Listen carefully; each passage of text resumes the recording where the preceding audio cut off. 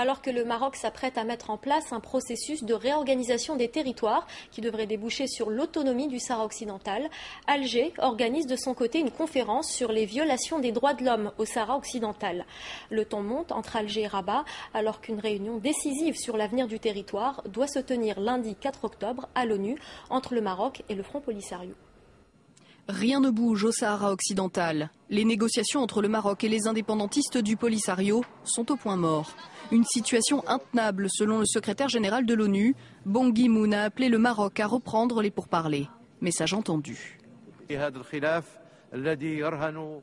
Ce conflit empêche le développement des 5 pays du Maghreb et leur unité. Le Maroc appelle toutes les parties à saisir cette occasion de reprendre les négociations. Représentants du Maroc et du Polisario se retrouvent donc ce lundi 4 octobre à New York. Et le temps presse, car en janvier dernier, le gouvernement marocain a lancé les consultations autour d'un projet de régionalisation du pays. D'ici quelques semaines, les débats arrivent à leur terme et des gouverneurs pourront alors être nommés dans les différentes provinces, y compris au Sahara, qui sera de fait autonome aux yeux du Maroc.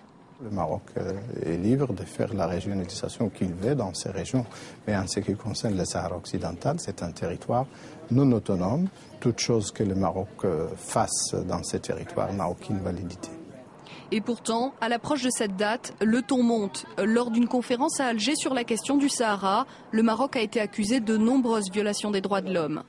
Le gouvernement marocain a présenté un plan d'autonomie pour le Sahara il y a 3 ans.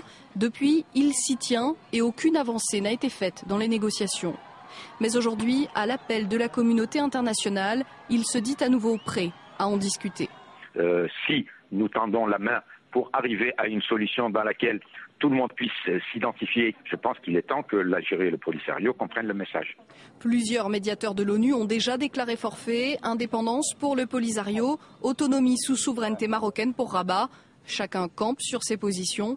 Depuis 35 ans que dure ce conflit. Il y a de cela bien longtemps, vivait